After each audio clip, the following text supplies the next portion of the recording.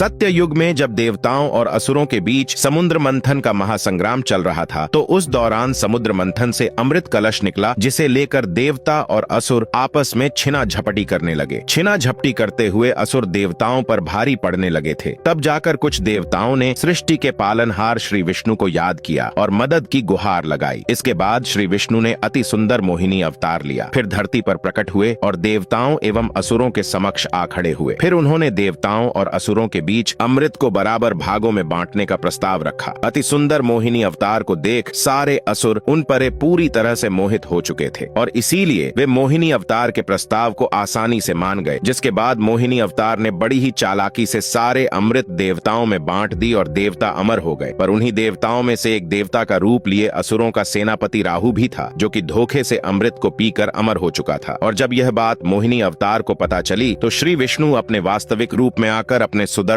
चक्र से राहु का सिर धड़ से अलग कर दिया। फिर यह घटना सृष्टि के संहारक महादेव को पता चली, जिसके बाद महादेव मोहिनी रूप के दर्शन पाने के इच्छुक हुए और इसके लिए उन्होंने भगवान विष्णु को याद किया। जिसके बाद श्री विष्णु महादेव के सम्मुख प्रकट हुए और दोनों त्रिदेव ने एक दूसरे का अभिवादन किया।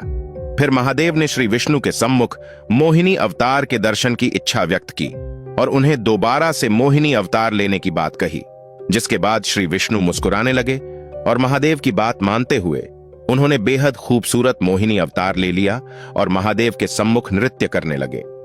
इतना सुंदर रूप देख महादेव मोहिनी अवतार पर मोहित हो गए और उन्हें मोहिनी अवतार से प्रेम हो गया। यहां तक कि मोहिनी अवतार ने भी महादेव पर अपने प्रेम की वर्षा कर दी। कुछ देर तक यह प्रेम की अद्भुत लीला ऐसे ही चलती रही।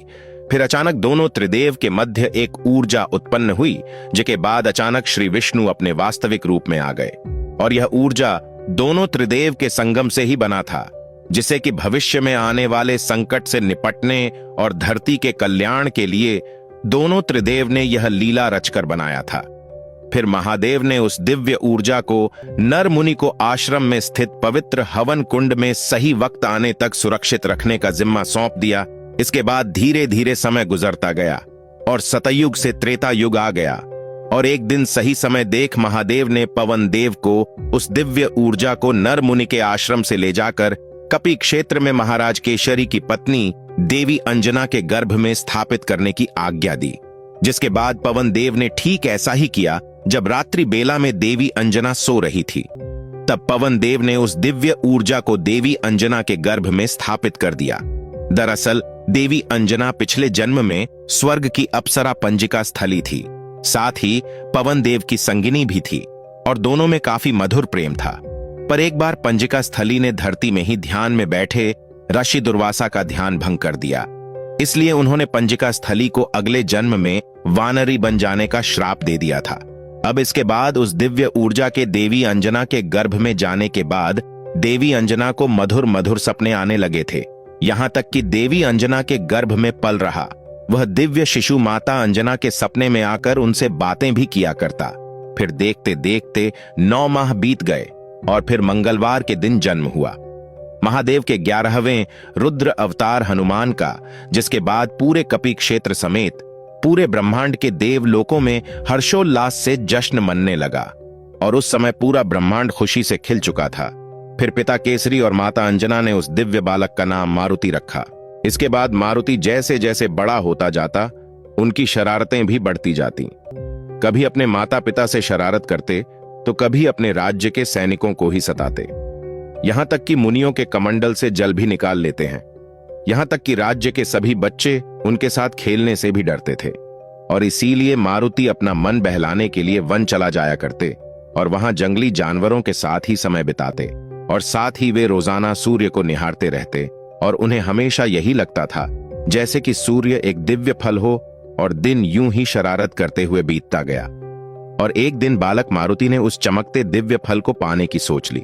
क्योंकि वे पवन पुत्र भी थे, इसलिए उनके पास उड़ने की शक्ति पहले से ही मौजूद थी और इसी का फायदा उठाकर मारुति आसमान की तरफ तेजी से उड़ पड़े। उन्हें लगा कि शायद यह चमकता दिव्य फल आसमान के करीब ही होगा, लेकिन ऐसा बिल्कुल भी ना था। वे आसमान को पार करते हुए सीधा पृथ्वी से बाहर निकल गए और अंतरिक्ष में प्रवेश कर गए। फिर भी उन्हें यह चमकता हुआ दिव्य फल अभी भी काफी दूर ही नजर आ रहा था और यह देख वे आश्चर्यचकित हो गए और मैं इसे उस चमकते हुए दिव्य फल की एक चुनौती समझ बैठे। इसके बाद मुस्कुराते हुए एक प्रबल गति से उस चमकते दिव्य फल की तरफ उड़ने लगे। पर काफी समय बीत जाने के बाद भी वह दिव्य फल अभी भी उन्हें काफी दूर ही नजर आ रहा था। पर मारुति ने हिम्मत नहीं हारी। वे निरंतर एक प्रबल गति से आगे बढ़ते गए, पर वे चमकते हुए दिव्य फल के नजदीक नहीं पहुंच पा रहे थे। जिसके बाद उनके मुंह से अचानक जय श्री राम की वाणी निकल गई और फिर उन्होंने उस बेहद गर्म और बेहद विशाल चमकते हुए दिव्य फल को अपने नजदीक पाया। दरअसल यह चमकता हुआ दिव्य फल सूर्य ग्रह था। जिसके बाद यह देख बालक मारुति आश्चर्य में पड़ गया कि अब इतने विशाल और गर्मागर्म फल को खाएं भी तो कैसे। इसके बाद उन्होंने लगातार श्री राम का नाम लेना शुरू कर दिया, जिससे कि उनका आकार अपने आप धीरे धीरे बेहद विशाल काय बनता गया और फिर उनका आकार इतना बड़ा बन गया कि सूर्य ग्रह उनके समक्ष मात्र एक लड्डू की तरह दिखने लगा था। और उस समय सूर्य ग्रहण शुरू होने ही वाला था, लेकिन इससे पहले बालक मारुति ने सूर्य को अपने मुंह के अंदर रख लिया, जिससे कि पूरा ब्रह्मांड अंधेरे में डूब गया। इतने में वहां असुरों का सेनापति राहु सूर्य ग्रहण करने आ पहुंचा, लेकिन वह इतने बड़े बालक को सूर्य को निगल हुआ देख भयभीत हो गया और वह वहां से सीधे स्वर्ग की ओर भाग पड़ा। और यहां सूर्य देव सूर्यलोक के अंदर मौजूद होकर मारुति को रोकने की तमाम कोशिशें करते रहे, पर वे नाकाम होते रहे। और वहां राहु स्वर्ग लोक पहुंचकर इंद्रदेव पर सत्य युग में हुए समझौते को तोड़ने का आरोप लगाने लगा और सारी बात बताने लगा। जिसके बाद इंद्रदेव काफी क्रोधित हो उठे और अपने वाहन ऐरावत को याद किया। फिर वह राहु के साथ निकल पड़े। सूर्य गृह की ओर इंद्रदेव जब सूर्य के समीप पहुंचे तो वह सूर्य को मारुति के मुंह में देख काफी उग्र हो उठे और मारुति को सूर्य गृह को वापस से उनकी रेखा में रखने की चेतावनी देने लगे। लेकिन मारुति ने इंद्रदेव को सफेद हाथी में सवार देख उन्हें खेलने योग्य समझते हुए पकड़ने की कोशिश करने लगे, जिसके फल स्वरूप इंद्रदेव ने अपना बचाव करते हुए मारुति के हनु यानी कि जबड़े में अपने वज्र से एक तीव्र प्रहार कर दिया। और यह प्रहार इतना ताकतवर था कि हनुमान मूर्छित होकर तेज गति से सीधे पृथ्वी की तरफ गिरते चले गए। और उस समय यह घटना पूरा ब्रह्मांड देख रहा था। सभी देवी देवता इंद्रदेव से काफी रुष्ट हो चुके थे। फिर मारुति पृथ्वी के समीप पहुंचते पहुंचते अपने वास्तविक आकार में आ चुके थे। इसके बाद मारुति धरती पर स्थित किसी एक बड़े गुफा में जा गिरे। फिर वहां तुरंत पवन देव भी पहुंच गए और मारुति को गोद में उठाकर काफी भावुक होने लगे और क्रोधित भी। जिसके बाद उन्होंने गुस्से में आकर कुछ गिने चुने जगहों को छोड़कर पूरे ब्रह्मांड की प्राण वायु को रोक दिया, जिससे कि प्राणी मूर्छित होने लगे। सृष्टि में प्रलय जैसी संकट उत्पन्न होने लगी। फिर यह देख सभी देवता ब्रह्मदेव के पास चले गए और उन्हें पवन देव को समझाने की विनती करने लगे। जिसके बाद ब्रह्मदेव सभी देवों के साथ पृथ्वी में प्रकट हुए और मूर्छित मारुति को छूकर चेतना में ले आए। और फिर ब्रह्मदेव ने पवन देव को प्राण वायु वापस से शुरू करने की आज्ञा दी। जिसके बाद पवन देव ने खुशी खुशी प्राण वायु को दोबारा से पूरे ब्रह्मांड में प्रवाहित करना शुरू कर दिया।